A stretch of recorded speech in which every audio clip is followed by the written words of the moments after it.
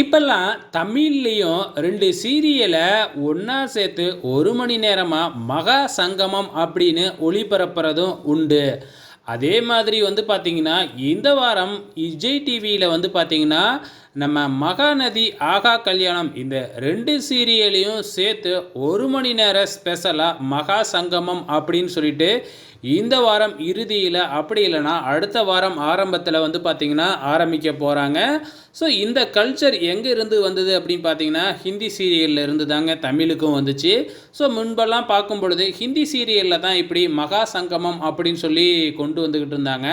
அதையே இப்போ தமிழ் சீரியலையும் சில வருடமாக காப்பி அடிக்க ஆரம்பிச்சிட்டாங்க. மகா சங்கமம் அப்படின்னாவே கண்டிப்பாக அது கொஞ்சம் இன்ட்ரெஸ்டிங்காகவே போகும். ஏன்னா ஒவ்வொரு சீரியலுக்கும் ஒவ்வொரு டைரக்டர் ஒவ்வொரு கதை இது மாதிரி இருக்கும்.